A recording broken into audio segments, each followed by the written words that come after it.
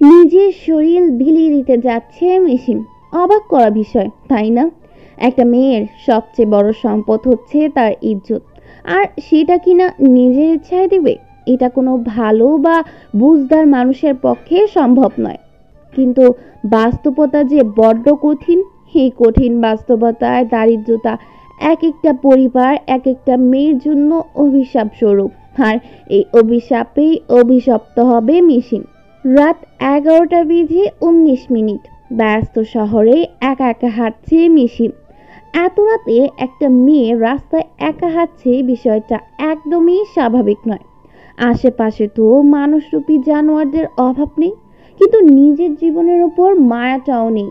অবশ্য গন্তব্যহীন যে হাঁটছে তা কিন্তু নয়। গন্তব্য নোয়াজের বাংলো বাড়ি। এমন একটা দিন যে মিশিমের জীবনে আসবে, এটা কল্পনাতেও কখনো ভাবেনি মিশিম। নভেম্বর মাস হওয়ায় ঠান্ডাটা বেশ পড়েছে, কিন্তু মিশিমের গায়ে 3 পিস ব্যতীত একটা পাতলা শালও নেই। একটু পরেই তো শরীরটা বিলীন হয়ে যাবে। কি হবে শীতের ঠান্ডা আবহাওয়া থেকে এই শরীরটা লুকিয়ে রেখে? ভাগ্যের নির্মম পরিহাসে আজকের পর থেকে মিশিমের নামের আগে বা পরে হয়তো যোগ হবে প্রস্টিটিউট শব্দ। ভাবতে গা ঘিন ঘিন করে ওঠে, বুক ফেটে কান্না আসছে মিশিমের। গাড়ির নিচে চাপা পড়ে মরতে ইচ্ছে করছে, কিন্তু সেই উপায়টাও যে নেই মিশিমের। ও মরে গেলে যে বাবাকে বাঁচাতে পারবে না, বাবাকে বাঁচানোর জন্যই তো নিজেকে বিসর্জন দেওয়া। হাঁটতে হাঁটতে ভাবতে থাকে অতীতের সব কথা। মিশিম মধ্যবর্তী পরিবারের মেয়ে, বেশ রক্ষণশীল সে। বাড়িতে বাবা, সৎমা, সৎ বোন আর মিশিম। মিশিমের যখন 1 বছর বয়স, তখন মিশিমের মা মারা যায়। বাবার বয়স হয়েছে, টুকটাক যা কাজ করে যে টাকা আয় হয় সেগুলো সংসারের কাজেই ব্যয় হয়ে যায়। সৎ মায়ের চোখের বালি মিশিম, কিন্তু এটা নিয়েও কখনো আপত্তি প্রকাশ করেনি মিশিম। কলেজ থেকে এসে বিকেলে একটা কেজি স্কুলে কোচিং করায়। যে টাকা পায় তা দিয়ে ওর পড়াশোনার খরচ চলে যায়। সব তো ভালোই চলছিল। হুট করেই মিশিমের বাবা হামিদুর রহমান অসুস্থ হয়ে পড়েন। অবস্থা বেগতিক খারাপ হতে থাকে। ইংলিশ ক্লাস করছিল মিশিম, তখন মিশিমের ছোট্ট বোন মোহনা লাগাতার ফোন দিতে থাকে। ফোন ভাইব্রেট থাকায় মিশিম বুঝতে পারে, কিন্তু এতবার কল দেওয়ার কারণ কি? মিশিম স্যারের অনুমতি নিয়ে বাহিরে যায়, সাথে করে লুকিয়ে ফোনটাও নিয়ে যায়। ওয়াশরুমে গিয়ে কল রিসিভ করে বলে, আমি তো কলেজে, এতবার ফোন দিচ্ছিস কেন? মোহনা কান্না করে বলে, আপু, আব্বু, আব্বু। কান্নার জন্য মোহনা ঠিক করে কথাও বলতে পারছে না। মোহনা, তুই কাঁদছিস কেন? কি হয়েছে? আব্বু ঠিক আছে তো? আপু, আব্বুর যেন কি হয়েছে রে? আব্বুকে হাসপাতালে আনা হয়েছে। তুই তাড়াতাড়ি আয় আপু, আমার খুব ভয় করছে। তুই কাঁদিস না মোহু, আমি এক্ষুনি আসছি। কল কোটি দিয়ে মোহনার ময়লার মধ্যেই ফ্লোরে বসে পড়ে মিশিম। ওর হাত পা প্রচুর কাঁপছে, কিছুতেই নিজেকে ঠিক রাখতে পারছে না। কি এমন হলো যে বাবাকে হাসপাতালে নিতে হলো? ঘন্টা পড়ে যায়, ক্লাস শেষ। মিশিমের এই মুহূর্তে হাসপাতালে যাওয়া উচিত, কিন্তু শরীর নড়ছে না। মিশিমের বান্ধবী ঈশা আসে তখন। মিশিমের কাঁধে হাত রেখে বলে, কি হয়েছে? তুই এখানে বসে আছিস কেন? মিশিম কাঁপা কাঁপা গলায় বলে, আমার আমার ব্যাগটা এনে দে ঈশা। তুই ঠিক আছিস তো? আমার আব্বু হাসপাতালে রে, আমাকে যেতে হবে। মিশিম তাড়াতাড়ি উঠে ক্লাসে যায়। ব্যাগটা নিয়েই হন্তদন্ত হয়ে সিঁড়ি দিয়ে নামে। এতক্ষণে চোখে পানি এসে পড়েছে। চোখে ঝাপসা লাগায় কয়েকটা সিঁড়ি স্কিপ করে পড়তে পড়তেও পড়েনি। কলেজ থেকে বের হয়ে সোজা হাসপাতালে যায়। মা আর মোহনা মিলে কাঁদছে। ডাক্তার এসে রিপোর্ট দিয়ে গেছে। মিশিমকে দেখেই মোহনা দৌড়ে আসে, জড়িয়ে ধরে কেঁদে দেয়। কথা বলার শক্তিটুকুও পাচ্ছে না। মোহনাকে ছাড়িয়ে বলে, সব ঠিক আছে তো মোহু? ঠিক নেই আপু, ডক্টর বলেছে আব্বু 2টা কিডনি ড্যামেজ। মিশিমের কথায় আকাশ ভেঙে পড়ল। কিছুতেই নিজের কানকে বিশ্বাস করতে পারছে না। মিশিমের বেঁচে থাকার একমাত্র কারণ হচ্ছে ওর বাবা, আর সেই বাবার কিনা ওকে ছেড়ে যাওয়ার পরিকল্পনা করছে। মিশিমের মা কাঁদতে কাঁদতে মিশিমের বুকে মাথা রেখে বলে, মানুষটারে তুই বাঁচা মা, তুই বাঁচা, তোর পায়ে ধরি আমি। ডাক্তার বলছে যা করার ইমার্জেন্সি করতে হবে। আমি কি করবো বল? আমার তো কিছু দেওয়ার উপায় নেই। যেই গয়না আছে সেগুলো বেচে হাসপাতালে ভর্তি করছি। আমার যার কিছুই নাই। মিশিমকে এই মানুষটা একদমই সহ্য করতে পারে না, সেটা মিশিম জানে। কিন্তু ওর বাবাকে খুব ভালোবাসে, তাই মিশিমের উপর করা হাজারো অত্যাচার মুখ বুজে সহ্য করে গেছে। মিশিম এতক্ষণ চুপ থাকলেও এখন পাগলের মতো কান্না করছে। হাসপাতালে অনেক মানুষ জড়ো হয়ে গিয়েছে। ডক্টর এসে মিশিমের মাথায় হাত রেখে বলে, নিজেকে শান্ত করো, এভাবে কান্না করলে কি সমস্যার সমাধান হবে? মিশিম ডাক্তারের হাত পেঁচিয়ে ধরে কাঁদতে কাঁদতে বলে, আমার আব্বুকে বাঁচান ডক্টর, প্লিজ। কিডনি আমি দিব, আমার কিডনি দিয়ে আমার আব্বুকে বাঁচান। তুমি এখনো বাচ্চা, তোমাকে দেখে মনে হচ্ছে এখনো 18 বছর হয়নি। তোমার কিডনি আমি নিতে পারবো না। তাছাড়া কিডনি তো বললেই আর নেওয়া যায় না, রক্তের গ্রুপ আর টিস্যু ম্যাচ করা লাগে। তোমার রক্তের গ্রুপ কি? এ পজিটিভ। তোমার বাবাও পজিটিভ। এটা হবে না, টাকার ব্যবস্থা করো তুমি। টাকা ছাড়া আমরা কিছুই করতে পারবো না। আমাদের কাছে ডোনার আছে, টাকার ব্যবস্থা হলেই আমরা অপারেশন শুরু করতে পারবো। ডাক্তার মিশিমের হাত থেকে নিজের হাতটা ছাড়িয়ে নিয়ে চলে যায়। সবকিছু অন্ধকার দেখছে মিশিম। জীবন এত কঠিন কেন? টাকার কাছে সবকিছু কেন হার মানে? মানুষ ডাক্তার হয় মানুষের জীবন বাঁচানোর জন্য, কিন্তু তার আগে শর্ত হিসেবে রাখে টাকাটাকে। হায় রে দুনিয়া, হায় রে মানুষ। মিশিমের নিজেকে খুব অসহায় লাগছে। কে আছে যে মিশিমকে সাহায্য করবে, এই বিপদ থেকে রক্ষা করবে? এতগুলো টাকা কে দিবে? মিশিম চিৎকার করে বলে, আল্লাহ, কেউ কি নেই এই বিপদের সময় রক্ষা করার? হু হু করে কাঁদতে থাকে মিশিম। হ্যাঁ, নুয়াজি পারবে আমাকে সাহায্য করতে। মিশিম ফোন বের করে নুয়াজকে কল করে। 3-4 বার রিং হওয়ার পর নুয়াজ কল রিসিভ করে, বলে, হ্যালো, কে? মিশিম কাঁদতে কাঁদতে বলে, আমি মিসমি। ওহো, এতদিন পর মনে পড়লো। Please help me, please. আপনাকে আমার খুব প্রয়োজন। প্লিজ একবার দেখা করেন আমার সাথে। খুব আর্জেন্ট? খুব। ওকে, কোথায় আসবো? আয়েশা হসপিটাল। হসপিটালে? ওকে, আমি আসছি। নুয়াজ কল কেটে দিয়ে গার্লফ্রেন্ডকে বলে, নুয়াজ, বেবি, আমাকে বের হতে হবে এখন। এখনই মাত্রই তো কাছাকাছি ছিল, প্লিজ না, এখন না। It's urgent. আমার থেকেও বেশি আর্জেন্ট কি হতে পারে তোমার? নুয়াজ কৈফিয়ত দেওয়া পছন্দ করে না ডার্লিং। ডোন্ট ওয়ারি, রাতে আদর করে পুষিয়ে দিব। শার্ট পরতে পরতে রুম থেকে বেরিয়ে আসে। গার্লফ্রেন্ডের সাথে রুম ডেটে এসেছিল। এরকম কত শত যে গার্লফ্রেন্ডের নুহাজের আছে তা কোনো ইয়াতাই নেই। টাকা উড়ালেই নুহাজের জন্য মেয়ের অভাব হয় না। বড়লোক বাবার একমাত্র ছেলে বলে কথা। অসংখ্য মেয়ের সাথে নুহাজ রুম ডেটে গিয়েছে। 1 সপ্তাহ পর পরই গার্লফ্রেন্ড চেঞ্জ করে। এত কিছুর মাঝে নুহাজের চোখ একদিন আটকে যায় মিশিমের দিকে। মিশিমের তখন এসএসসি পরীক্ষা চলছিল। আইসিটি পরীক্ষার দিন পরীক্ষার কেন্দ্রে যাওয়ায় নুয়াজের বন্ধুর সাথে। বন্ধুর গার্লফ্রেন্ডেরও পরীক্ষা ছিল। নুয়াজ গাড়ির সাথে হেলান দিয়ে দাঁড়িয়ে ফোনে কথা বলছিল। তখন বাস থেকে দ্রুত বেগে নেমে আসে মিশিম। ফেব্রুয়ারি মাস, ততটা শীতও ছিল না, কিন্তু সময়টা সকাল হওয়ায় মোটামুটি ঠান্ডা একটা আবহাওয়া ছিল। মিশিমের পরনে ছিল স্কুল ড্রেস, গাঢ় নীল ফ্রকের সাথে সাদা লেগিংস। ফ্রকের উপর পাতলা গেঞ্জি সোয়াটারের হাতা ফোল্ড করা ছিল কোনই পর্যন্ত, ভেজা চুলগুলো ছেড়ে দেওয়া, পায়ে সাদা কেটস। নুয়াজের কাছে যতই এগিয়ে আসছিল কেমন যেন লাগছিল। নুয়াজের কেমন এক অনুভূতি হচ্ছিল। যখন মিশিম নুয়াজকে পাশ করে যায় তখন নুয়াজও পেছন ফিরে তাকায়। মিশিমের লম্বা চুল দেখে গভীর সাগরে তলিয়ে যায় নুয়াজ। পেছন থেকে একটা মেয়ে মিশিম বলে ডাকতেই মিশিম দাঁড়িয়ে যায়। নুয়াজ তখন আনমনেই বলে, মেয়েটার মতো নামটাও সুন্দর। পেছনে ঘুরে বলে, কি? তুই একটু গেটে দাঁড়া, আমি আমার বয়ফ্রেন্ডের সাথে কথা বলে আসি। যা। মিশিম চোখের আড়াল হতেই যে মেয়েটা ডেকেছিল তার দিকে তাকায়। মেয়েটা নুয়াজের বন্ধুর গার্লফ্রেন্ড। ওর থেকে মিশমিশ সব খবর নিতে হবে। আইসিটি পরীক্ষা আজ, মাত্র 30টা টিক চিহ্ন ভরাট করবে। তাহলে এই 30 মিনিট ওয়েট করা যেতেই পারে। মেয়েটা তখন ওর বন্ধুর সাথে কথা বলছিল। নুয়াজ গিয়ে বলে, আমি কি কিছু কথা বলতে পারি? মেয়েটা ভ্রু কুঁচকে তাকায়। নুয়াজের বন্ধু অভি বলে, এটাই আমার বন্ধু নুয়াজ, আর নুয়াজ এটাই আমার গার্লফ্রেন্ড হাসি। আইসি। আচ্ছা হাসি, আমার একটা ইনফরমেশন লাগবে। কি?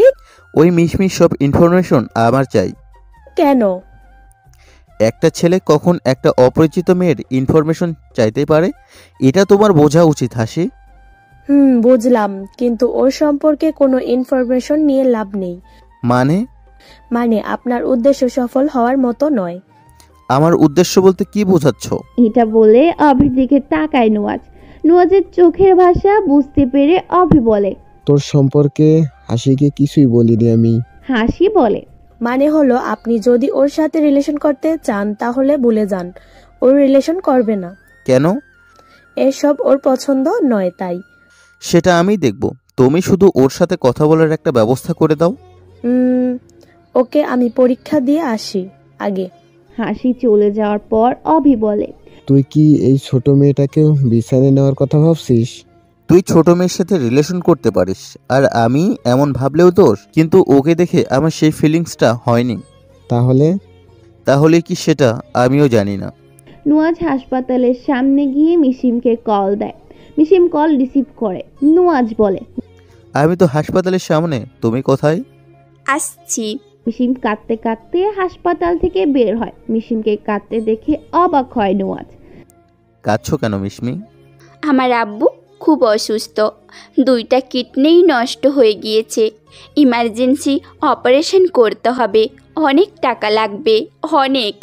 কখনো আমি আপনার কাছে কিছুই চাইনি, কিন্তু এই মুহূর্তে আপনি ছাড়া আর কেউ সাহায্য করতে পারবে না আমায়। প্লিজ আমায় সাহায্য করুন। কাঁদতে কাঁদতে কথাগুলো বলে মিশিম, ফুপিয়ে ফুপিয়ে কাঁদছে। নুয়াজ বলে, রিল্যাক্স। নুয়াজ মিশিমকে নিয়ে হাসপাতালের ক্যান্টিনে যায়। 1 গ্লাস পানি এগিয়ে দেয়। ঢকঢক করে পানি খেয়ে ফেলে মিশিম। বেশ কিছুক্ষণে মিশিমের দিকে তাকিয়ে থেকে নুয়াজ বলে, তোমার প্রয়োজনে তুমি আমাকে ডেকেছো। আজ তোমার বাবা অসুস্থ না হলে তুমি যে আমায় ভুলেও কল করতে না, সেটা আমি জানি। অথচ আমার ভালোবাসাকে তুমি প্রতিবারই ইগনোর করেছো, আমাকে ফিরিয়ে দিয়েছো। মিশিম হেঁচকি তুলে কাঁদতে কাঁদতে বলে, আমি আপনার সাথে রিলেশন করতে রাজি আছি, তবুও প্লিজ আমার আব্বুকে বাঁচান, প্লিজ। কিন্তু মিশমি, তুমি তো বলেছিলে বড়লোকের ছেলেরা নাকি রিলেশন বলতে শুধু ফিজিক্যালি বোঝায়। কয়দিন রিলেশন করে রুম ডেটে যেতে বলে। তুমিও মূলত এইসবের ভয়ে আমার সাথে রিলেশনে জড়াওনি, অথচ এখন বলছো আমার সাথে রিলেশন করতে তুমি রাজি। তো আমি যদি এখন ফিজিক্যাল রিলেশনের কথা বলি? এমন বিপদের সময়ও কেউ এমন কিছু বলতে পারে, তাহলে কি নুয়াজের ভালোবাসা আড়ালে লুকিয়েছিল ফিজিক্যালে যাওয়ার উদ্দেশ্যে? মিশিমকে চুপ থাকতে দেখে নুয়াজ বলে, কি ভাবছো? দেখো, যাই ভাবো না কেন, আমার সাথে সোজাসুজি কথা বলবে। আমার সাথে ফিজিক্যালি যেতে হবে তোমার। যদি রাজি থাকো তাহলে বলো, অবশ্যই ভেবে উত্তর দিবে, কজ তোমার উত্তরের উপর ডিপেন্ড করছে তোমার বাবার বাঁচা মরা। সত্যি বিপদে পড়লেই মানুষের আসল চেহারাগুলো দেখা যায়। মানুষ কতটা নিষ্ঠুর আর কতটা নিচে নামতে পারে, এইটাই তার প্রমাণ। যেসবের ভয়ে রিলেশনের কথা স্বপ্নেও ভাবতো না, আজ সেসব কথাই শুনতে হচ্ছে। ঘৃণায় গায়ে কাটা দিচ্ছে মিশিমের। নিজের বাবার জীবন মরণের সময় বলে সবটা সহ্য করতে হচ্ছে মিশিমকে। এই মুহূর্তে মিশিমের হাতে আর কোনো অপশন নেই। মিশিম বুঝে গেছে এই দুনিয়ায় কেউ কারো আপন নয়। যতক্ষণ টাকা আছে ততক্ষণ পৃথিবী তোমার হাতের মুঠোয়, আর টাকা নেই মানে তোমার মতো সস্তা জিনিসের অভাব নেই। বুক ফেটে কাঁদতে ইচ্ছে করছে, কিন্তু কি হবে কেটে? এই নরখাদক তো শরীরের পূজারী, তার কাছে চোখের পানির কোনো মূল্য নেই। সব চিন্তা ঝেড়ে ফেলে মিশিম উত্তর দেয়, আমি রাজি, আপনি শুধু আমার বাবাকে বাঁচান। সব ফর্ম ফিল আপ করে টাকা পেমেন্ট করে দেয় নুয়াজ। অপারেশন শুরু হবে সন্ধ্যায়। নুয়াজ যাওয়ার আগে মিশিমকে বলে, রাতে গাড়ি পাঠিয়ে দেব, আমার বাংলো বাড়িতে চলে এসো। মিশিম শান্ত কণ্ঠে বলে, গাড়ি লাগবে না, আমি একাই যেতে পারবো। আপনি অ্যাড্রেস দিন। ওকে ফাইন, আমি ফোনে মেসেজ করে দিচ্ছি। নুয়াজ চলে যেতেই চেয়ারে ধপাস করে বসে পড়ে মিশিম। এত অসহায় নিজেকে কখনোই লাগেনি। এই সমাজে মেয়েরা কেন এত অবহেলিত, কেন এত অসহায়? নুয়াজের কলা আশায় ভাবনার জগৎ থেকে ফিরে আসে মিশিম। গাল বেয়ে চোখে পানি পড়ছে, হাত দিয়ে পানি মুছে ফোন রিসিভ করে। কোথায় তুমি মিশমি? এতক্ষণ লাগে আসতে? কতবার বললাম গাড়ি পাঠিয়ে দেই, তুমি শুনলে না। আর কতক্ষণ ওয়েট করাবে আমাকে? চোখ উপচে পানি পড়ছে মিশিমের, ধরা গলায় বলে, আর 5 মিনিট। ঠিক আছে, রাখছি। হাঁটতে হাঁটতে বাংলোর কাছে চলে আসে মিশিম। রাস্তাটা পার হলেই বাংলো বাড়ি। লাইটের আলোতে গার্ডেনে দেখা যাচ্ছে নুয়াজকে। নিজের সবচেয়ে বড় সম্পদটা বিসর্জন দিতে 1 পা 2 পা করে এগিয়ে যাচ্ছে মিশিম। বাংলো বাড়ির গেটের সামনে যেতেই নুয়াজ হাত উঠিয়ে ইশারা করে। এই মুহূর্তে মিশিমের কাছে বাংলো বাড়িটা মৃত্যুপুরী মনে হচ্ছে। নুয়াজ হাসতে হাসতে মিশিমের দিকে এগিয়ে আসে। বিশ্ব জয় করলে যতটা খুশি হওয়া যায় ততটাই খুশির ছাপ দেখা যাচ্ছে নুয়াজের চেহারায়। খুশি হবে বাই না কেন? এতগুলো সময় যার পিছনে নষ্ট করলো কিন্তু কোনো পাত্তাই পায়নি। আর সেই পাখি যখন নিজের ইচ্ছায় খাঁচায় আসে তখন খুশি হওয়াটা তো অস্বাভাবিক কিছু না। নুয়াজ মিশিমের কাছে এসে বলে, কতক্ষণ ধরে তোমার জন্য ওয়েট করছি, ক্ষুধায় পেট চোচো করছে। মিশিম ঠিক বুঝলো না নুয়াজ কোন ক্ষুধার কথা বলল। পেটের ক্ষুধা নাকি শরীরের ক্ষুধা নুয়াজই ভালো জানে। এক দৃষ্টিতে নুয়াজের দিকে তাকিয়ে আছে মিশিম। নুয়াজ হাত নাড়িয়ে বলে, কোথায় হারিয়ে গেলে? ভিতরে চলো, ঠান্ডা লাগছে খুব। নুয়াজ সামনে সামনে হাঁটছে আর মিশিম পেছনে পেছনে। 1 হাতের মতো দূরত্ব হবে। আর কিছুক্ষণ পরেই এই মানুষটা কত কাছে চলে আসবে। নুয়াজ দাঁড়িয়ে গেল। মিশিম নুয়াজের কাছে আসতেই নুয়াজ হাঁটা শুরু করলো। পাশাপাশি হাঁটছে দুজন। নুয়াজ বলল, তোমার ঠান্ডা লাগছে না? না। বাবারে, কি শরীর তোমার! সমস্যা নেই, ঠান্ডা লাগলেও বাকি আমি তো আছি গরম করার জন্য। বলেই বাঁকা হাসি হাসলো নুয়াজ। মিশিমের ঘৃণায় শরীরে কাঁটা দিচ্ছে। শরীরের লোমকূপ দাঁড়িয়ে গিয়েছে। রুমের ভেতরে গিয়ে দরজা আটকে দেয় নুয়াজ। একটা চেয়ার এগিয়ে দিয়ে বলে, বসো। মিশিম কোনো কথা না বলে চুপ করে বসে। চারদিকে তাকিয়ে রুমটা দেখছে। নুয়াজ জ্যাকেটটা খুলে বিছানায় গা এলিয়ে দেয়। শুয়ে থেকেই বলে, খেয়েছো রাতে? না। কেন? এমনি। তোমার কি এখনো মন খারাপ? আমি হাসপাতালে খবর নিয়েছি, অপারেশন তো সাকসেসফুল হয়েছে। পুরোপুরি সুস্থ হলে হাসপাতাল থেকে বাসায় নিয়ে যেতে পারবে। ততদিন হাসপাতালে যত খরচ লাগে আমি দিব। তুমি টেনশন করছো কেন? নুয়াজের কথা শুনে মিশিমের মনে মনে তাচ্ছিল্যভাবে হাসি। কত সহজ করে বলে দিলেন আমি তো আছি। কিন্তু এই কথার মধ্যে যে নেই কোনো ভালোবাসা, আছে শুধু বিনিময়। শরীরের বিনিময়েই টাকাগুলো দিচ্ছেন। নুয়াজ শোয়া থেকে উঠে বসে। এত চুপচাপ কেন মিশমি? কথা বলছো না কেন? ভালো লাগছে না। নুয়াজ শোয়া থেকে উঠে বসে। নুয়াজ টেবিল থেকে পানি নিয়ে মিশিমের দিকে এগিয়ে দিয়ে বলে, খাবো না। আরে খাও, রিল্যাক্স লাগবে। মিশিমের কথা বাড়াতে ইচ্ছে করছে না, তাই গ্লাসে পানিটুকু পান করে নুয়াজ বলে, খাবার অর্ডার করি। মিশিমের মনে হচ্ছে সে কোনো কোরবানির গরু। গরুকে হাটে উঠানোর আগে যেমন আদর যত্ন করে খাওয়ানো হয় তেমনটাই করছে নুয়াজ। নিজেকে তো কোরবানি দিতেই হবে। মিশিম দৃঢ় গলায় বলে, আমি খাবো না। তুমি কি আমার উপর রেগে আছো? আপনি প্লিজ কথা বলা অফ করুন, আমার ভালো লাগছে না কিছু। নুয়াজ সাথে সাথে মিশিমকে বসা থেকে দাঁড় করায়, কোমর ধরে নিজের কাছে নিয়ে আসে। গলায় হাত বুলিয়ে বলে, খবরদার আমার উপর রাগ দেখানোর চেষ্টাও করো না। আদারওয়াইজ এখন থেকে তুমি আমার। সো আমি যা খুশি তাই করতে পারি। মিশিম নিজেকে ছাড়ানোর চেষ্টা করলো না। যেই মূর্তি পরিতে একবার পা রেখেছে সেখান থেকে বের হওয়া মিশিমের মতো মেয়ের পক্ষে কখনোই সম্ভব না। মিশিমের গায়ের ওড়না টান দিয়ে ফেলে দেয় নুয়াজ। বিছানায় শুয়ে গলায় আর গালে হাত বুলিয়ে বলে, তোবার মনে আছে মিশমি, যতবার তোমাকে ভালোবাসার কথা বলেছি ততবারই কিভাবে আমায় ফিরিয়ে দিয়েছো। মিশিম নুয়াজের হাত সরিয়ে দিয়ে বলে, এখন নিশ্চয়ই সেগুলোর প্রতিশোধ নিচ্ছেন। নুয়াজ একটু শব্দ করে হাসলো। আমার ক্ষমতা সম্পর্কে তোমার কোনো ধরনের ধারণাই নেই মিশমি। আমি চাইলে তোমাকে তুলে আনতে পারতাম, আমি সেটা করিনি। আমি তোমার পিছনে যতটা সময় ব্যয় করেছি ততটা সময় কারো পিছনেই ব্যয় করিনি, আর তার প্রয়োজনও পড়েনি। আমার প্রপোজাল পাওয়া মানে আকাশের চাঁদ হাতে পাওয়া, আর সেই চাঁদ নিজেই তোমার কাছে ধরা দিয়েছিল, কিন্তু তুমি তার মর্ম বোঝনি।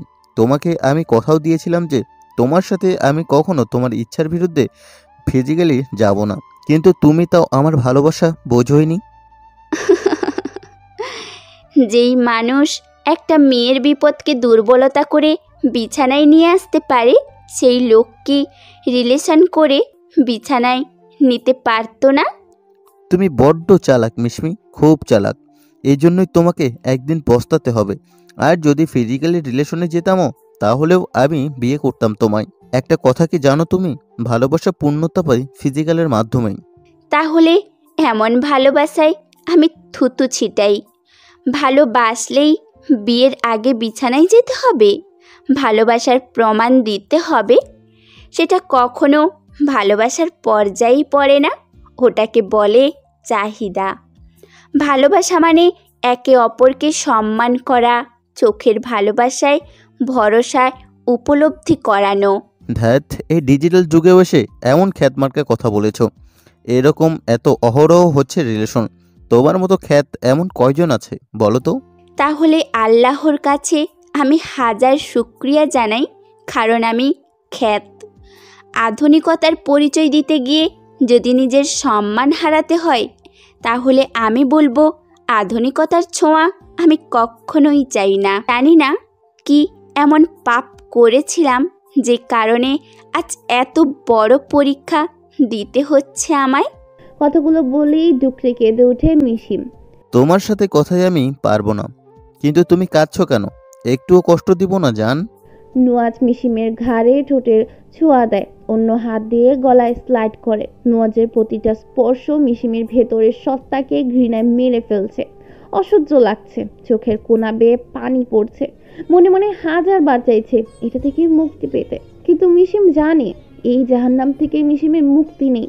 তবে মনে মনে এটাও পণ করে নিয়েছে, যেদিন ওর বাবা সম্পূর্ণ সুস্থ হয়ে যাবে আর নুয়াজের জীবনও মিশিমের প্রয়োজন শেষ হবে, সেই দিনই এই পৃথিবী থেকে বিদায় নিবে মিশিম।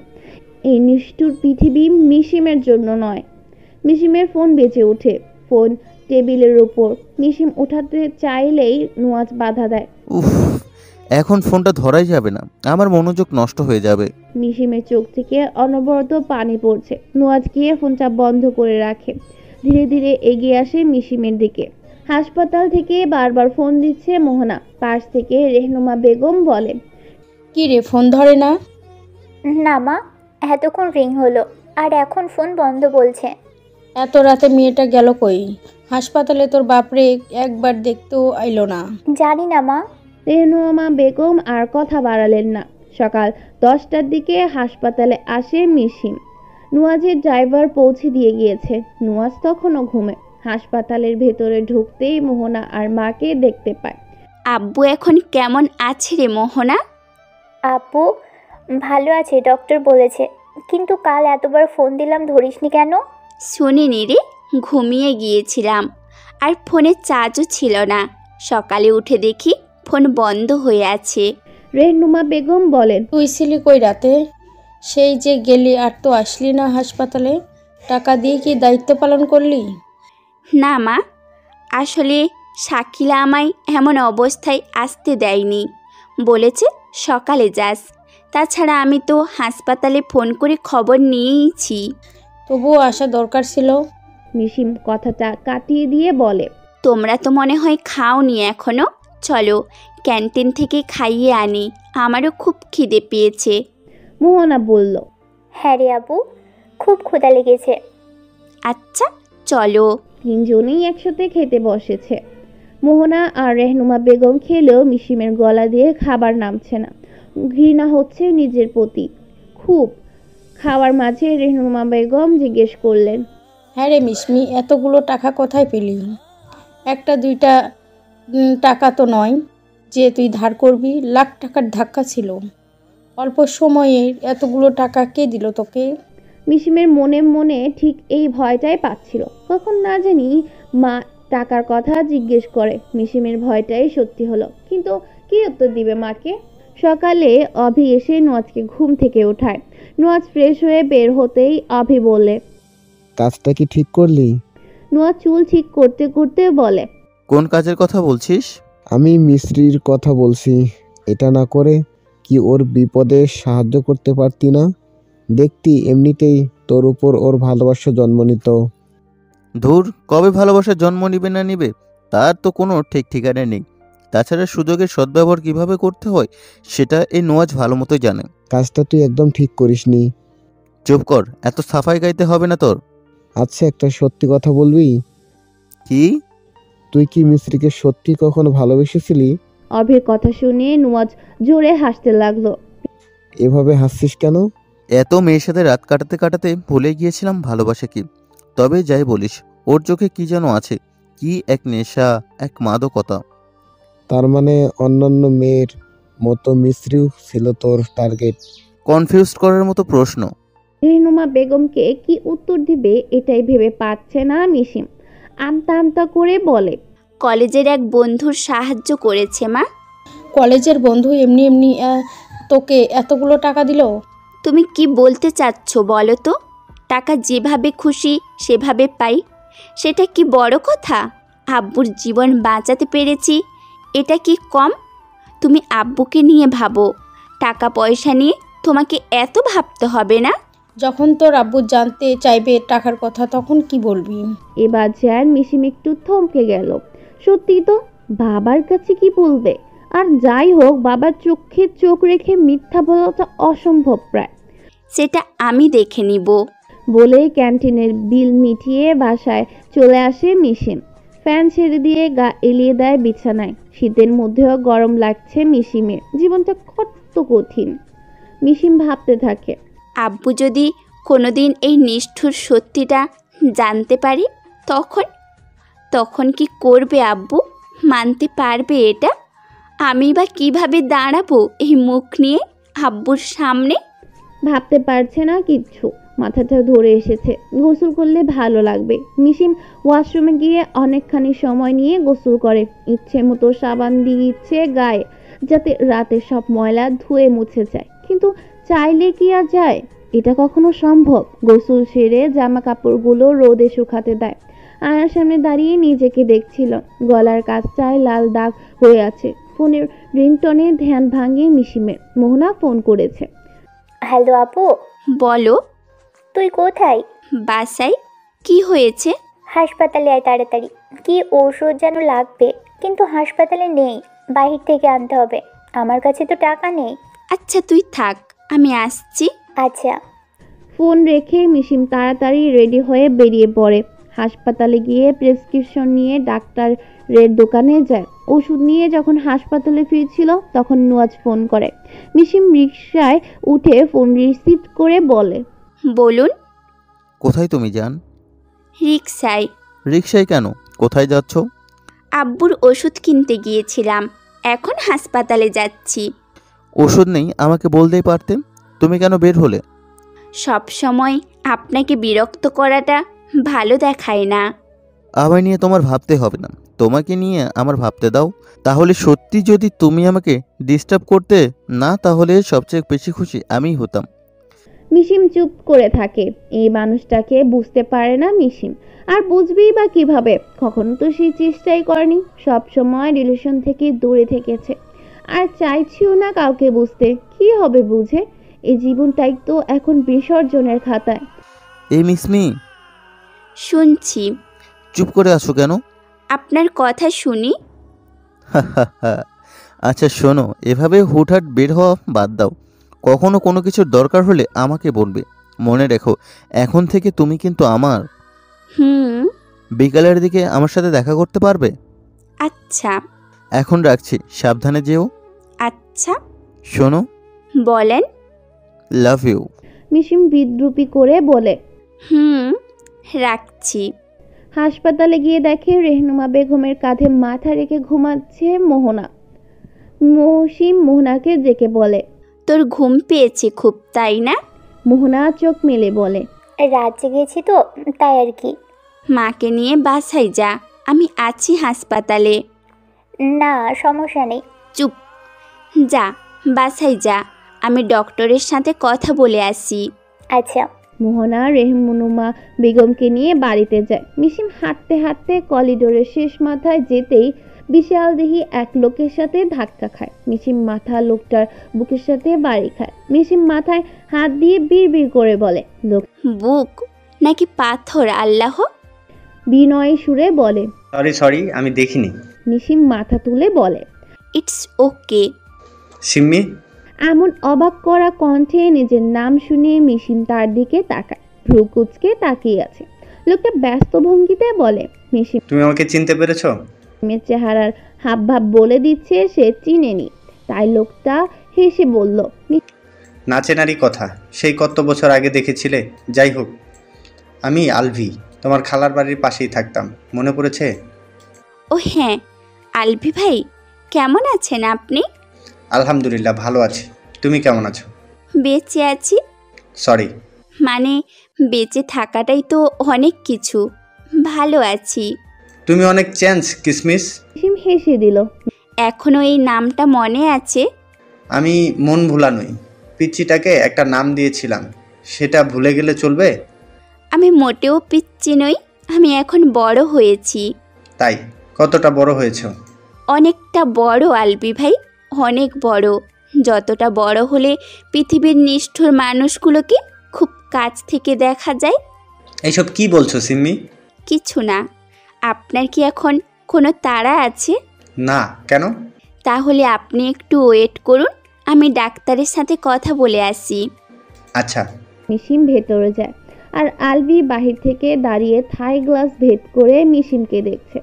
মিশিমের সাথে আলবির যখন পরিচয় হয় তখন মিশিম 6-এ পড়ত। মিশিমের মা মারা যাওয়ার 1 বছরের মাথায় ওর বাবা আরেকটা বিয়ে করেন।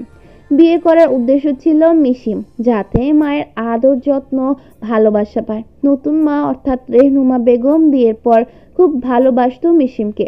মিশিমের যখন 4 বছর বয়স তখন ওর বাবা বিদেশে চলে যান কাজের জন্য। সবকিছু তখনও খুব ভালোই চলছিল। মিশিমের বাবা ছুটি পেলেই চলে আসতেন। এরই মধ্যে রেহনুমা বেগম সন্তান সম্ভবা হয়। চারদিকে হাসি খুশির ঝলক। রেহনুমা বেগমের ছোট্ট বোন আসে তখন রেহনুমাকে দেখাশোনা করার জন্য। ওই অবস্থায় একজন মানুষের খুব প্রয়োজন হয়। সে ওই ছোট্ট অবস্থায় মিশিমকে দিয়ে টুকিটাকি ঘরের কাজ করাতো। দেখতে দেখতে অনেকটা সময় পার হয়ে যায়। ঘর আলোকিত করে জন্ম নেয় মোহনা। তার 1 মাসের মাথায় বাবা চলে আসে আর বিদেশে যায়নি, এখানেই ছোটখাটো কাজ করে সংসার চালায়। সারাদিন মিশিমের বাবা কাজের জন্য বাইরে থাকতো। তখন রেহনুমা বেগম ওকে দিয়ে কাজ করাতেন। বিষয়টা একদিন ওর বাবা খেয়াল করলেন। তখন মিশিমকে ওর আপন খালার কাছে রেখে আসলেন টঙ্গীতে। তখন থেকেই মিশিম ওর খালার কাছেই থাকতো। সময়ের সাথে পালাক্রমেই মিশিম বড় হতে থাকে। একদিন ভোরে ফজরের আজানের সময় মিশিম চুপি চুপি মসজিদ থেকে কিছুটা দূরে আড়ালে দাঁড়ায়। আলবি নামাজ পড়ে মসজিদ থেকে বের হয়। ওই দিনই প্রথম দেখা হয় ওদের দুজনের। আলবি কিছুটা এগিয়ে আসতেই মিশিম দৌড়ে গিয়ে আলবির হাত ধরে। হুট করে এমন হওয়ায় ভয় পেয়ে যায় আলবি। আলবি তাকিয়ে দেখে ছোট্ট একটা মেয়ে, চুলগুলো 2 বিনি করা, কিন্তু এলোমেলো, চোখের ঘন পাপড়ির আড়ালে এক সাগর ঘুম, কিন্তু চোখগুলো চকচক করছে। আলবি বলে, কে তুমি? এত সকালে এখানে কেন? আলবির প্রশ্নের উত্তর না দিয়ে মিশিম বলে, আমি আপনাকে বিয়ে করব। আলবি বড়সড় একটা ধাক্কা খায়। এই মেয়ে বলে কি? বিয়ে করবে মানে? হ্যাঁ, আমি আপনাকে বিয়ে করব, কারণ আপনি অনেক ভালো। কি করে বুঝলে আমি ভালো? আমি জানি তো। কিভাবে জানো? পরীক্ষার হলে আমার সিট সামনের বেঞ্চিতে পড়েছিল, তখন 2 ম্যামের কথা শুনে জেনেছি। তারা আপনাকে নিয়ে কথা বলছিল? না তো, ম্যামরা বলেছিল যে তারা নাকি ফেসবুকে দেখেছে ভালো ছেলে খুঁজতে হলে সকালে মসজিদের সামনে যাও। প্রকৃতি ভালো ছেলে তারাই বিয়ের জন্য ভালো। তাই তো আমি সকালেই লুকিয়ে চলে এলাম। মিশিমের এলোমেলো সব কথা শুনে আলবি হাসতে হাসতে শেষ। মিশিম গম্ভীর হয়ে বলে, আপনি হাসছেন কেন? পাকা বুড়ি তুমি। আমার তো চুল পাকেনি, বুড়ি হলাম কিভাবে? তাই তো। আচ্ছা, তুমি তাহলে কিসমিস? আমার নাম তো মিসমি। আমি কিসমিস বলে ডাকবো। ঠিক আছে, কিন্তু এক শর্তে। কি শর্ত? আমায় বিয়ে করতে হবে। কিন্তু আমার তো বউ আছে। ওহ, তাহলে হবে না। বউওয়ালা ছেলেকে আমি বিয়ে করব না, চলে যাচ্ছি। মিশিম চলে যাওয়ার পর আলভিও বাসা চলে যায়। বাসায় গিয়ে মিশিমের কথা শেয়ার করতেই সকলে হেসে কুটি কুটি হয়ে যায়, শুধু একজন বাদে। সে একজনটা নিপা। ভালোবাসার মানুষকে অন্য কারোর সাথে কেউই শেয়ার করতে পারে না। মিশিম বের হয়ে দেখে আলভি নেই। একটু এগোতেই দেখতে পায় ফোনে কথা বলছে। তাই আর ডিস্টার্ব করে না, বাবার কেবিনের দিকে পা বাড়ায়। সেখানে গিয়ে দেখে সৎ মায়ের বড় বোন, ছোট বোন আর ভাই এসেছে দেখতে। তাদের দেখে মিশিম হেসে বলে। ভালো আছো খালা? তিনি নাক কুচকে বলেন, হুম। ছোট খালা, মামা, তোমরা ভালো আছো? বড় খালা প্রায় টেনেই বের করে মিশিমকে। পেছন পেছন ছোট খালা আর মামাও আসে। হাত ধরে টেনে একটা শূন্য জায়গায় নিয়ে আসে, সামনে দাঁড় করিয়ে বলে, তোর কাহিনী কি বলতো? কিসের কাহিনীর কথা বলছো? কিসের কাহিনী সেটা তো তুই বলবি। এত টাকা কোথায় পেলি? কোথায় লটরপটর করেছিস? বড় খালার কথা শুনে মিশিমের গায়ে কাঁটা দিয়ে ওঠে, সাথে একরাশ ভয়। হোক সে সৎ মায়ের বোন। সৎ শব্দটাই কি খারাপ? সৎ কি কখনো আপন হয় না? বিপদের সময় এই মানুষগুলোকে একদম পাশে পাওয়া যায়নি। টাকার বেলায় বলছে, দেখি কোথায় থেকে জোগাড় করতে পারি নাকি, দেখি কোথাও থেকে জোগাড় করতে পারি নাকি। আর যখন বাবাকে সুস্থ করে তুললো, তারা তখন সেটা না দেখে জানতে চাচ্ছে টাকার খবর। মানুষ সত্যি খুব অদ্ভুত। মনে মনে এটাও ভয় পাচ্ছে, নুয়াজ আবার কোনো ভিডিও করেনি তো? ওই ভিডিও দেখলেই কি খালা এসব বলছে? শিওর হওয়ার জন্য একটু জোর নিয়েই মিশিম বলে, এসব কি বলছো খালা? লটর পটর করেছি মানে? না হলে এতগুলো টাকা কোথায় পেলি? কে দিল তোকে এত টাকা? তোর বড়লোক বন্ধুও আছে? তোর হাতে তো দেখছি অমাবস্যার চাঁদ। তা কে সে শুনি? ছেলে বন্ধু নাকি মেয়ে বন্ধু? আর শুধুই কি বন্ধু? বড় খালার সাথে ছোট খালা আর মামাও যোগ দিয়েছে। তিনজনের সামনে জেরা করা যাচ্ছে মিশিমকে। ওদের প্রশ্নের কি উত্তর দিবে মিশিম? মাথা নিচু করে শুনছে সব কথা। কিছু কিছু কথা একদম তীরের মতো বুকে গিয়ে বিঁধছে। ওদিকে নুয়াজ বারবার ফোন দিচ্ছে মিশিমকে। বিকেলে দেখা করার কথা ছিল, দেখা তো করিনি, এখন ফোন পর্যন্ত তুলছে না। রাগে মাথা গরম হয়ে গিয়েছে নুয়াজে। কাকে যেন ফোন করে দিয়ে বলে মিশিমের নাম্বারটা ট্র্যাক করে জানতে যে মিশিম এখন কোথায় আছে। সাথে নুয়াজ তো বারবার ফোন দিয়েছে। বারবার ভাইব্রেট হওয়ায় মিশিম বুঝতে পারছে এতগুলো কল নুয়াজ ছাড়া কেউ দেবে না। কিন্তু ওদের সামনে কিছুতেই ফোন ধরা যাবে না। এত সব কঠিন কঠিন কথায় মিশিমের চোখ ঝাপসা হয়ে আসে। নুয়াজকে ওই নাম্বার থেকে ফোন করে জানানো হয় মিশিম আয়েশা হসপিটালে আছে। সাথে সাথে নুয়াজ গাড়ি নিয়ে বের হয়ে যায়। ফুল স্পিডে গাড়ি চালাচ্ছে। 10 মিনিটের মধ্যেই হাসপাতালে পৌঁছে যায়। আলভির ফোনে কথা শেষ হতেই মিশিমকে খোঁজে। করিডোরের শেষ প্রান্ত থেকে মিশিমকে দেখা যাচ্ছে নিশ্চুপ অবস্থায়। পাশের লোকগুলোকে দেখে মনে হচ্ছে তারা মিশিমকে সাজাচ্ছে। আলভি দ্রুত পায়ে এগিয়ে যায় সেদিকে। নুয়াজ অলরেডি সিঁড়ি বেয়ে 3 তলা এসে পড়েছে। 3 তলা পৌঁছতেই মিশিমকে কান্নারত অবস্থায় দেখতে পায়। কাউকে কিচ্ছু বলছে না, নীরবে চোখের পানি ফেলছে মিশিম। নুয়াজ সামনে আগায় মিশিমের দিকে। আলভি যখন 201 নম্বর রুমের সামনে আসে, তখন একজন নার্স আলভিকে ওভারটেক করে মিশিমের কাছে চলে আসে। আলভি নুয়াজ দুজনেই কাছাকাছি এসে থেমে যায়। নার্স বলে, এখানে কি হচ্ছে? সকলে এবার চুপ মেরে যায়। নার্স মিশিমের উদ্দেশ্যে বলে, আপনি 306 নম্বরের পেশেন্টের মেয়ে না? মিশিম চোখের পানি মুছে বলে, না। হ্যাঁ। এই ইনজেকশনটা ফার্মেসি থেকে নিয়ে আসুন। জি আচ্ছা। নার্স চলে যাওয়ার সময় মিশিম আলভিকে দেখতে পায়। তার চাহনিতে রয়েছে অনেক অজানা প্রশ্ন। মিশিম প্রেসক্রিপশন নিয়ে যাওয়ার সময় বড় খালা হাত মুছিয়ে বলেন, ভাবিস না এভাবে পার পেয়ে যাবে। আমার তো সব প্রশ্নের উত্তর চাই। খালা, আমার হাতে লাগছে। মিশিমের হাতটা এক ঝটকায় ছেড়ে দেয়। নুয়াজ ততক্ষণেই নিচে অপেক্ষা করছে।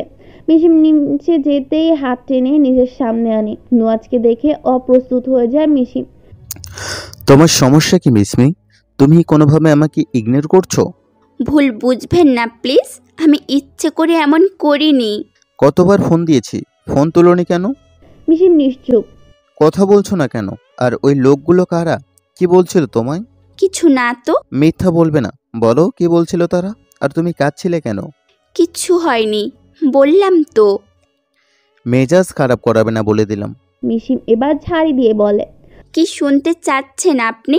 ওরা আমার খালা আর মামা। তারা জানতে চাচ্ছে আমি এতগুলো টাকা কোথায় পেলাম। কি বলতাম তাদের? আমার শরীর বিক্রি করে টাকা এনেছি, এটা বলতাম? মিশিমের কথা শুনে নুয়াজও চুপ হয়ে যায়। এই কথার পৃষ্ঠে উত্তর দেওয়ার মতো ভাষা নেই নুয়াজের।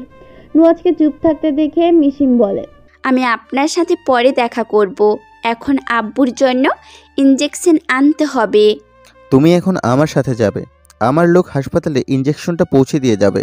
না, আমি যদি ইঞ্জেকশন নিয়ে না আসি তাহলে খালার সন্দেহ করবে। আমি কোনো এক্সকিউজ শুনতে চাই না। প্লিজ বোঝার চেষ্টা করেন। আমাকে রাগিও না। নুয়াজকে রাগানো ঠিক হবে না। কখন কি করে বসে তার কোনো ঠিক নেই। তাছাড়া নুয়াজকেও কিছু প্রশ্ন করা আছে। মিশিম রাজি হয়ে যায়। নুয়াজ গাড়ির দরজা খুলে দেয়। মিশিম গাড়িতে বসে সিটে মাথা হেলান দিয়ে বসে। নুয়াজ অন্য পাশে দিয়ে গাড়িতে বসে ফোন দেয়। ও পাশ থেকে ফোন রিসিভ করার পর নুয়াজ বলে, আমি একটা ইঞ্জেকশনের নাম মেসেজ করে দিচ্ছি তোকে। 10 মিনিটের মধ্যে আয়শা হাসপাতালের 306 নম্বর পেশেন্টের জন্য দিয়ে আসবি। নুয়াজ ফোন কেটে দিয়ে মিশিমের দিকে তাকায়। বড্ড ক্লান্ত লাগছে মিশিমকে। নুয়াজ এক হাতে মিশিমকে টান দিয়ে নিজের বুকে এনে ফেলে। মিশিম কিছুই বলে না। বাম হাত দিয়ে মিশিমের কোমর জড়িয়ে ধরে। ডান হাতে গালে স্পর্শ করে বলে, টায়ার্ড লাগছে, হুম। ডক্টরের কাছে যাব? সামান্য টায়ার্ডের জন্য ডক্টরের কাছে যাওয়ার কি হলো? সামান্য কিছু অবজ্ঞা করতে নেই। আমি ঠিক আছি। বাংলো বাড়ির সামনে আসতেই মিশিমের হাতের চাবি দিয়ে বলে, তুমি ভেতরে যাও, আমি আসছি। আচ্ছা। মিশিম ভেতরে গিয়ে বিছানায় চুপ করে বসে। মিশিমের বদলে অন্য এক ছেলে এসে ইঞ্জেকশন দিয়ে গেছে। একটা জেনে কিছুতেই হজম করতে পারছে না রেহনুমা বেগমের বড় বোন। তার ভেতরে হাজার প্রশ্ন উকিঝুঁকি দিচ্ছে। বড় খালা, ছোট খালা আর মামা তিনজনই রেহনুমা বেগমের বাড়ি গেলেন। এতদিন পর সবাইকে একসাথে দেখে রেহনুমা বেগম খুশি হয়ে যান। এতদিন পর তোমরা এলে। আগে হাসপাতালে গিয়েছিলাম, তোকে পাইনি। রাতে ঘুম হয়নি তো, তাই মিশমি আমাকে আর মোহনাকে জোর করে বাসায় পাঠিয়ে দিয়েছি। আর তুইও নাচতে নাচতে চলে এলি। আজকাল দেখি মেয়েকে খুব গুরুত্ব দিচ্ছিস। এভাবে বলছে কেন আপা? মেয়েটাই তো সব টাকা জোগাড় করলো, ওর জন্যই তো মানুষটা বেঁচে উঠলো। তা এতগুলো টাকা কোথায় পেলো সেটা জিজ্ঞেস করিসনি? করেছি, বলল ওর কোনো বন্ধু নাকি দিয়েছে। ওর কোন বন্ধু টাকা দিল সেটা জানতে চাসনি? এগুলা জেনে আমি কি করব আপা? মানুষটা বেঁচেছে, এতেই আমার শান্তি। বোকার মতো কথা বলিস না তো রিহু। ওর যদি বলো কোনো বন্ধু থেকেও থাকে তাতে তো আমাদেরই লাভ। লক্ষ্যকে এভাবে পায়ে ঠেলে দিচ্ছিস কেন? তোমার কথা ঠিক বুঝলাম না পা। এবার মামা গলা খাকারি দিয়ে বলেন, তোর বোধ বুদ্ধি সব গেল নাকি? ওর ওই বন্ধুকে সেই খোঁজ নেই। টাকার গোডাউন হাতের মুঠায় পাওয়ার ভাগ্য সবার হয় না। মেশিনকে হাতিয়ার বানিয়ে অনেক টাকা হাতাতে পারবো আমরা। ছোট খালা বলেন, আমরা বললেই তো মনে হয় মিশমি আমাদের কথা শুনবে। যেতে জৈমের। বড় খালা বলেন, ও শুনবে, ওর ঘাড়ও শুনবে। ও তো আমায় চিনে না। তাছাড়া একটা জিনিস তোরা ভেবে দেখেছিস? সকলেই সমস্বরে বলেন, কি শুধু বন্ধু কি কখনো এতগুলো টাকা দিবে? নির্ঘাত কোনো নাগর আছে। এমনি এমনি তো আর টাকা দেয়নি, বিছানাও হয়তো গিয়েছে। নইলে দেখ, ওকে ইঞ্জেকশন আনতে পাঠানো হয়েছে, ওর বদলে অন্য ছেলে এসে দিয়ে গেল। খটকা লাগে না? রেহনুমা বেগম বলেন, তাহলে কি করব আপা? আগে পরিস্থিতিটা সম্পূর্ণ বুঝতে দে আমাকে, তারপর যেভাবে যেভাবে বলবো সেভাবেই সব করবি। ততদিন আমরা তোর বাসাতেই থাকবো। যেভাবে ভালো মনে হয় তোমার। বেশ কিছুক্ষণ পর নুয়াজ ফিরে আসে। দরজায় নক করতেই মিশিম দরজা খুলে দেয়। নুয়াজ সরাসরি মিশিমকে জড়িয়ে ধরে ঘাড়ে চুমু এঁকে দেয়। সরি, অনেকক্ষণ অপেক্ষা করালাম। সমস্যা নেই। মিশিমকে ছেড়ে দিয়ে কয়েকটা প্যাকেট এগিয়ে দেয় মিশিমের দিকে। প্যাকেটগুলো হাতে নিয়ে মিশিম বলে, কি এটা? এটা তোমার জন্য শাড়ি, রেডিমেড ব্লাউজ আর পেটিকোট, আর বাকিগুলো 3 পিস আছে। ফ্রেশ হয়ে পরার মতো তো কিছুই নেই, তাই নিয়ে আসলাম। আর এখন তুমি এই শাড়িটা পরবে। কিন্তু আমি তো শাড়ি পরতে পারি না, কখনো পরিও নি। আরে ইউটিউবে তো আছে, ইউটিউব দেখে শিখে নেবে। আচ্ছা। মিশিম গোসল সেরে পেটিকোট আর ব্লাউজের উপর ওড়না পেঁচিয়ে বের হয়। নুয়াজ তখন ব্যালকনিতে বসে কফি খাচ্ছিল। মিশিম ইউটিউবে গিয়ে শাড়ি পরার অনেকগুলো ভিডিও দেখলো। যখন নিজে ট্রাই করতে যাবে তখন উপরে আশেপাশে ভালো করে তাকালো, তারপর নুয়াজকে উদ্দেশ্য করে বলল, শুনছেন? নুয়াজ ভেতরে এসে বলল, কি? আপনি কোনো ক্যামেরা লাগাননি তো আবার? নুয়াজ শব্দ করে হেসে দেয়। না, আমি এতটা খারাপ না। আপনি ভালোও নন। একটা মেয়ের বিপদকে যে দুর্বলতা করে সে আর যাই হোক ভালো লোক হতে পারে না। সেটাও ঠিক। আপনাকে রিজেক্ট করার প্রতিশোধ নিচ্ছেন, তাই না? এটার কোনো প্রতিশোধের পর্যায়ে পড়ে না। সময় হলে আসল রিভেঞ্জ দেখতে পাবে। মানে? কিছু না, তুমি শাড়ি পরো, আমি কফি বানিয়ে আনছি। মিশিমও আর কথা বাড়ালো না, শাড়ি পরায় ব্যস্ত হয়ে পড়ল। অনেকবার ট্রাই করার পর মোটামুটি পরতে পেরেছে, তবে কুচিগুলো একদম হয়নি বললেই চলে। আয়নার সামনে দাঁড়িয়ে শাড়ি ঠিক করছিল, তখন নুয়াজ 2 মগে কফি আনে। একটা মগ মিশিমের দিকে এগিয়ে দিয়ে বলে, পরতে পেরেছো? না, তবে মোটামুটি একটা আয়ত্তে এসেছে। আস্তে আস্তে শিখে যাবে। এখন কফিটা খাও, না হলে পরে ঠান্ডা হয়ে যাবে। আমার কফি ভালো লাগে না। তাও খেতে হবে, ভালো লাগবে। মিশিম চুপচাপ কফি খেয়ে নিল। নুয়াজ মিশিমকে জড়িয়ে ধরে আদর করতে লাগলো। মিশিমের প্রচুর ঘুম পাচ্ছে। এই সময় ঘুম আসার কোনো মানে হয়? মিশিমের তো এত তাড়াতাড়ি কখনই ঘুম আসে না। এদিকে নুয়াজের অবাধ্য স্পর্শ আর অন্যদিকে ঘুম, কোনোটাকেই ঠেকাতে পারছে না মিশিম। ঘুম জন্য কণ্ঠে মিশিম বলে, আমার না খুব ঘুম পেয়েছে, প্লিজ এখনকার মতো ছেড়ে দিন। ঘুম আসছে বললে তো চলবে না, আমাকেও তো তোমার সময় দিতে হবে, আদর করতে হবে। এটাই তো আমাদের কমিটমেন্ট ছিল। তাছাড়া তুমি দিনেও আমায় সময় দিতে পারো না, রাতে তোমাকে কাছে পাই, আর রাতে এসেই ঘুমের বাহানা করেছো। বিশ্বাস করুন, সত্যি আমার অনেক ঘুম পাচ্ছে। কাল দিনে যেভাবে হোক আমি আপনাকে সময় দিব, তবুও প্লিজ এখন ছেড়ে দিন। কিভাবে বিশ্বাস করব তোমার কথা? আপনি বলেন, কি করলে বিশ্বাস করবেন? নুয়াজ উঠে গিয়ে একটা কাগজ এনে বলে, এখানে সিগনেচার করে দাও তাহলে। ঘুমের ঘোরেই মিশিম সিগনেচার করে দেয় আর তাকিয়ে না থাকতে পেরে ঘুমে তলিয়ে যায়। নুহাজ রহস্যময় হাসি দিয়ে বিড়বিড় করে বলে, তুমি নিজেও জানো না তুমি কি করে ফেললে। তোমার অজান্তেই বিয়ের রেজিস্ট্রিতে সিগনেচার করে দিলে। যাক, কফিতে ঘুমের ওষুধটা কাজেই লেগেছে। সকাল 8:40। পাখিদের কিচিমিচির শব্দে মিশিমের ঘুম ভাঙে। আড়মোড়া ভাঙতে যাবে, তখন দেখে মিশিম নড়তে পারছে না। ভালো করে তাকিয়ে দেখে নুয়াজ মিশিমের বুকের উপর মাথা রেখে মিশিমকে শক্ত করে জড়িয়ে ধরে শুয়ে আছে। মিশিমের খুব বিরক্ত লাগছিল। কোনো রকমে নুয়াজ থেকে নিজেকে ছাড়িয়ে নিল। তখন খেয়াল হলো মিশিমের গায়ে শাড়ি নেই, শাড়িটা ফ্লোরে পড়ে আছে। মিশিম আফসোসের সুরে বলল, হাই রে মানুষ, ঘুমের ঘোরেও সুযোগ নিতে ছাড়ে না। মিশিম উঠে এক সেট 3 পিস নিয়ে ওয়াশরুমে চলে যায়। শাওয়ারের পানি পড়তে গলায় পেটে জ্বলে ওঠে। পেটের দিকে তাকিয়ে দেখে নখের আঁচড়, আয়নার গলার দিকে তাকিয়ে দেখে বাইট। এগুলো নুয়াজেরই কাজ। মিশিম বড় একটা দীর্ঘশ্বাস ছাড়ে। কবে মুক্তি পাবে এসব থেকে কি জানে। মিশিম রেডি হয়ে হাসপাতালে চলে যায়। বাবার কেবিনে গিয়ে দেখে ঘুমাচ্ছে। কিছুক্ষণ পর বাবার মাথায় হাত বুলিয়ে দিয়ে কেবিন থেকে বের হয়ে যায়। তখন আলভির সাথে দেখা হয়। মিশিম মিষ্টি হেসে বলে, ভালো আছেন? মিশিমের প্রশ্নের উত্তর না দিয়ে আলভি বলে, তোমার সাথে আমার কিছু কথা আছে। হ্যাঁ বলুন। এখানে না, ক্যান্টিনে বলবো। আপনার কোনো পেশেন্ট যদি আসে? আমার রোগী দেখার সময় দুপুর 2টা থেকে বিকেল 5টা পর্যন্ত। এত আগে এসেছি তোমার জন্য। আমার জন্য? চলো। ক্যান্টিনে দুজন চুপচাপ বসে আছে। আলভি মুখ দেখে বোঝার উপায় নেই তার মধ্যে ঠিক কি চলছে। মিশিম নিজেই বলে, আপনি এই হাসপাতালে জব করেন? জব করি বলতে শুধু রবি আর সোমবার রোগী দেখে যাই। ও, কোথায় থাকেন এখন? মিরপুরেই। তুমি আর ওখানে যাও না কেন? ছোট খালামণির শ্বশুরবাড়ি থেকে কথা শোনাই খালামণিকে, তাই যাই না আর। আমি তোমাকে অনেকবার খুঁজেছিলাম, তোমার খালামুনিকে জিজ্ঞেস করা সাহস হয়নি, কি না কি ভাবে তাই। খুঁজেছিলেন কেন? তোমাকে বাড়ির সবাই দেখতে চেয়েছিল।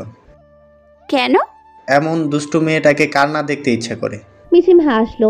আপনার বউ কেমন আছে? হয়তো ভালোই আছে। হয়তো বলছেন কেন? আমাকে ছেড়ে ওপারে পাড়ি জমিয়েছে, তার খবর কি করে নিই বলো? ঠিক বুঝলাম না। নিরূপার কথা বলছি। নিপাকে? আমার খালাতো বোন, ওর সাথেই আমার বিয়ে ঠিক হয়েছিল। খুব ভালোবাসতো আমায়। ব্রেন ক্যান্সারে মারা গিয়েছে 2 বছর আগে। ও সরি। বাদ দাও সেসব কথা। কি করো তুমি এখন? কলেজে পড়ি। ও আচ্ছা, কাল তোমাকে কারা ওভাবে কথা শোনাচ্ছিল?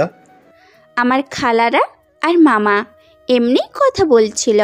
দেখে সেটা মনে হয়নি, কিন্তু তারা কোন খালা আর মামা? আমার সৎ মায়ের ভাই বোন। আমার সৎ মা? আলভি স্তব্ধ হয়ে যায়। এমন কথা যার শানা তার হয়তো ভেতরে হাহাকার উপলব্ধি করতে পারে, কিন্তু অপর মানুষটাকে ঠিক কি বলবে তা বুঝে উঠতে পারে না। বিষয়টা মিসিম বুঝতে পেরে প্রসঙ্গ পাল্টালো। সকালে নাস্তা করেছেন আপনি? হ্যাঁ, তুমি? মিসিমের ফোন আসায় উত্তর না দিয়ে ব্যাগ থেকে ফোন বের করে মোহনা ফোন করেছে। হ্যালো আপু। হ্যাঁ মহু বল। মোহনা অস্থির হয়ে বলে, তুই কোথায় রে আপু? হ্যাঁ মহু বল। আমি তো হাসপাতালে। তোর গলা এমন শোনাচ্ছে কেন? তুই তাড়াতাড়ি বাসায় আয়। তুই কার থেকে টাকা নিয়েছিলি আব্বুর অপারেশনের জন্য? সে আমাদের বাসায় এসেছে। এটা নিয়ে খালা বাড়িতে হাঙ্গামা শুরু করে দিয়েছে। তোকে নিয়ে অনেক বাজে বাজে কথা বলতেছে ওই ছেলেটার কাছে। মিসিম আর কিছু না শুনেই কল কেটে দেয়। আলভিকে কিছু না বলেই দৌড়ে বের হয়ে যায়। কি হয়েছে জানার জন্য বারবার আলভির প্রশ্ন করছে। ততক্ষণে মিসিম বেরিয়ে গিয়েছে। পেছন পেছন আলভিও যায়। মিসিম বাড়িতে গিয়ে দেখে বড় খালা খুব চেঁচামেচি করছেন। মিসিমের পেছনে আলভি এসেও দাঁড়ায়। মিসিমকে দেখে মোহনা যখন এগিয়ে আসে তখনই বড় খালা মিসিমকে দেখতে পায়। তিনি চটপট এসে মোহনাকে এক প্রকার ধাক্কা দিয়েই সরায়। মিসিমকে কোনোই ধরে বলে, নাগর জুটাস বাইরে নাগর, তারা আবার বাড়িতে আসে, পেটে পেটে এত চলে তোর? মিসিমকে রেহনুমা বেগমের সামনে গিয়ে বলে, আগেই বলেছিলাম তোর জামাইরে বুঝা, কলেজে পড়া লাগবো না, তুই তো শুনলি না আমার কথা। আমি কি করব আপা, ওনার মাইয়া উনি কলেজে পড়াবে, এতে আমি কি বলতাম? এত নরম হয়েছিস বলেই তো এই মেয়ে এত আশকারা পেয়েছে। হুটহাট এমন আচরণ দেখে আলভির মেজাজ খারাপ হয়ে যায়। আলভি এগিয়ে এসে বড় খালা থেকে মিসিমকে ছাড়ায়। মিসিম এতক্ষণে দেখেইনি যে আলভি ওর পিছু পিছু এসেছে। মিসিম অবাক হয়ে বলে, আপনি এখানে? আলভি সেই কথার উত্তর দিল না। বড় খালাকে উদ্দেশ্য করে বলল, অদ্ভুত মহিলা তো আপনি। সেদিন হাসপাতালেও দেখলাম ওকে শাসাচ্ছেন, আর এখনো কি সব যাতা বলছেন। বড় খালা মাথায় হাত দিয়ে বলেন, ওরে বাবারে, মানুষ একটা পায় না আর এই মেয়ে 2টা নাগর নিয়ে ঘুরে। দেখেন আপনি কিন্তু। পুরো কথা বলার আগে মিসিম আলভিকে টেনে বাহিরে আনে। হাত জোর করে বলছি, এখান থেকে চলে যান প্লিজ। আরে ওরা যাতা বলছে তোমাকে, তুমি কিছু বলছো না কেন? আমি এসব ব্যবহারে অভ্যস্ত। আপনি যান প্লিজ। আপনি থাকলে আরো বেশি ঝামেলা হবে। যান প্লিজ প্লিজ। আলভি কিছু বলতে গিয়েও আর বলতে পারল না। মিসিমের আকতি ভরা দৃষ্টি উপেক্ষা করতে না পেরে সেখান থেকে বাধ্য হয়ে চলে যায়। কিন্তু মনটা তখনও মিসিমের কাছে। একটা মা ছাড়া মেয়েকে কেউ এত অত্যাচার করতে পারে? ছোট খালা বাহিরে এসে মিসিমের চুল ধরে টেনে ভেতর নিয়ে যায়। মিসিমের গাল টিপে ধরে অকথ্য ভাষায় গালিগালাজ করে। মিসিম ছোট খালার হাত টেনে সরিয়ে দেয়। গালাগালি করবে না একদম, বলে দিলাম। বড় খালা মিসিমের গালে থাপ্পড় দিয়ে বলে, কি করবি তুই? গালাগালি করলে কি করবি বল? আরেকটা থাপ্পড় যখন দিতে যাবে মোহনা এসে মিসিমকে জড়িয়ে ধরে কেঁদে কেঁদে বলে, প্লিজ আমার আপুকে মেরো না খালা। কেন মারছো ওকে? ওর তো কোনো দোষ নাই। তোমরা সবাই মিলে মারলে আমার আপু মরে যাবে। বড় খালা বলেন, রেহু, তোর মেয়েকে এখান থেকে সরা বলছি, নয়তো ওকেও কিন্তু 2 ঘা দিয়ে দেবো। সৎ বোনের জন্য কিসের এত দরদ? হ্যাঁ, তোমাদের চোখে সৎ আপন থাকতে পারে, কিন্তু আমার চোখে না। তোমাদের মতো অমানুষ তো নয় আমি। রেহনুমা বেগম মেয়ের মুখ চেপে ধরেন। অনেক কষ্টে টেনে হিঁচড়ে মিশিমের কাছ থেকে সরিয়ে নিয়ে আসে। মোহনার গালে সজোরে থাপ্পড় দিয়ে বলে, চুপ করে থাক, বড়দের মুখে মুখে কথা বলিস কেন? মিশিম বলে, ওকে মেরো না মা, তোমরা কেন এমন করছো একটু বলবে প্লিজ? তখন মামা বলে, কি? আমি বলছি শোন, নুয়াজকে তার কাছ থেকে তুই টাকা নিয়েছিস? মিশিম এবার গভীর চত্রে পড়ে যায়। নুয়াজের সাথে মিশিমের যেই সম্পর্ক সেটা কখনোই কাউকে বলার মতো না। কি করে বলবে এমন সম্পর্কের কথা? আর নুয়াজ কেনই বা এটা করলো? কেন বাড়িতে এসেছিল নুয়াজ? কিরে চুপ করে আছিস কেন? নুয়াজ কি বাড়িতে এসেছিল? শুধু আসেইনি, তোর কুকুরটিও সব বলে গেল। মিশিমের বুক যেন ধক করে উঠলো। তাহলে কি বাজে সম্পর্কের কথাটা নুয়াজ বাড়িতে সবাইকে বলে দিয়েছে? কতদিন ধরে সম্পর্ক? মিশিম আমতা আমতা করে বলে, কিসের সম্পর্কের কথা বলছো মামা? বড় খালা দাঁত কটমট করে বলে, এত ভালো করে জিজ্ঞেস করলেও প্রশ্নের উত্তর দিবে তোর মনে হয়? বড় আপা, আমাকে কথা বলতে দাও। কতদিন ধরে ওর সাথে তোর রিলেশন আছে মিশনি? মিশিম চুপ করে আছে। নুয়াজ কি বলছে জানিস? না। নুয়াজ তোকে বিয়ে করতে চায়, বিয়ের প্রস্তাব নিয়ে এসেছিল। মিশিম যান নিজের কানকেই বিশ্বাস করতে পারছে না। নুয়াজ বাড়িতে বিয়ের প্রস্তাব নিয়ে এসেছিল? হ্যাঁ, এখন আর কোনো প্রশ্ন করবি না, যা ফ্রেশ হয়ে নেই। হুট করে যেন সব স্বাভাবিক হয়ে গেল। পরিস্থিতি খুব স্বাভাবিক। বড় কোনো ঝড়ের পূর্বের মূলক এমনই হয়। মোহনাকে দিয়ে মিশিমকে ভেতরের রুমে পাঠায়। বড় খালা রেগে বলেন, এটা তুই কি করলি? মাথা গরম করে কি কিছু হবে? তুমি তো অযথাই ছেলেকে গালাগালি করলেই। হারে টাকার বস্তা ওই ছেলে মিশনিকে বিয়ে করতে চায়। এটা তো আমাদের জন্য সুবর্ণ সুযোগ, টাকা হাতিয়ে নেওয়ার মোক্ষম সুযোগ। তোর কথা ঠিক আছে, কিন্তু মিশমি যে মেয়ে, ও কখনোই আমাদের টাকা এনে দিবে না। সেটাই এখনই একবার ট্রাই করে দেখা যাক। কিভাবে? দেখতে থাকো। মিশিম আর মোহনা বিছানায় বসে আছে। মোহনা মিশিমকে জড়িয়ে ধরে আছে। বড় খালা, ছোট খালা, মা আর মামা রুমে আসে। মামা শান্ত স্বরে মিশিমকে জিজ্ঞেস করে, তুই কি নুয়াজকে ভালোবাসিস? না। তাহলে ওর কাছে টাকা চাইলি কেন? কারণ ও ছাড়া আর কেউ ছিল না আমাকে সাহায্য করার। তুই জানতি যে তুই চাইলেই ও টাকা দিবে? বেশ, মনে হয়েছিল। তুই ওকে ফোন দিয়ে 10,000 টাকা চা। টাকা চাইবো কেন? আমার যতটুকু দরকার ছিল বাবার অপারেশনের জন্য নুয়াজ তা দিয়েছে। তখন বাবার জন্য চেয়েছিস, আর এখন আমাদের জন্য চাইবি। দেখ, টাকার খনি কিন্তু এখন তোর হাতে। এটাকে কিন্তু তুই চাইলেই বিজনেস করতে পারিস। ছি মামা, এত টাকার লোভ তোমাদের? আমি কখনোই চাইবো না ওর কাছে টাকা, আর তোমাদের তো দিবই না। বড় খালা বলেন, বলেছিলাম না এই মেয়ে কথা শুনবে না। নুয়াজের সাথে ওর বিয়ে দিলে নিজে রাজরানী হয়ে থাকবে, আমাদের দিকে ফিরেও তাকাবে না। মিশিম দাঁড়িয়ে বলে, একদম ঠিক বলেছ। অন্তত তোমাদের মতো মানুষরূপী পশুদের হাত থেকে তো বাঁচবো। বাবা শুধু সুস্থ হোক, বাবাকেও নিয়ে যাব আমি। প্রয়োজনে অনেক দূরে চলে যাব, অনেক দূরে। বড় খালা তাচ্ছিল্য করে বলে, সেই করে বালিরে মিশমি, তুই যেখানে খুশি চলে যা, তার আগে টাকার লক্ষ্মীকে আমাদের হাতে তুলে দিতে হবে। মানে? তুই নুয়াজকে বলবি যে তুই ওকে বিয়ে করবি না, আর ওকে বুঝাবি আমার মেয়ে অ্যানিকে যেন নুয়াজ বিয়ে করে। তোকে দিয়ে তো আর টাকা আনতে পারবো না, তাই নিজের মেয়ের সাথে বিয়ে দিব। আর কত নিচে নামবে খালা? শেষমেশ নিজের মেয়েকে দিয়ে ব্যবসা করতে চাচ্ছ? এত লোভ তোমাদের? তোর কাছে জ্ঞান নিতে চাচ্ছি না আমি, যেটা বলছি সেটা কর। নুয়াজ এনিকে বিয়ে করবে না খালা। কেন করবে না? আমার মেয়ে কি কোনো অংশে কম? তুই নুজাইজকে ভালো মতো বুঝাবি। যা, রেডি হয়ে নুয়াজের কাছে যা, আমাদের হয়ে ওকে সরি বলিস, বুঝিয়ে শুনিয়ে বাসায় নিয়ে আসিস। শোন, ভুলে ওর সাথে পালিয়ে যাওয়ার কথা ভাবিস না, পরিণাম ভয়াবহ হবে বলে দিলাম। মিশিম ঠায় দাঁড়িয়ে আছে। কি করবে এখন? নুয়াজ কখনোই অ্যানিকে বিয়ে করবে না। ওর বিয়ে করার জন্য কি বড়লোক মেয়ের অভাব আছে? আর যদি বিয়েও হয় তাহলে অ্যানিকেই ঠকানো হবে। আমি তো জানি নুয়াজ কেমন নোংরা মনের মানুষ। তার চেয়েও তো নোংরা আমার পরিবারের মানুষগুলো। ব্রিজের উপর দিয়ে আনমনে হয়ে হাঁটছে মিশিম। বাড়ি থেকে বের হওয়ার আগে দেখেছে বিভিন্ন রকমের আয়োজন করতে।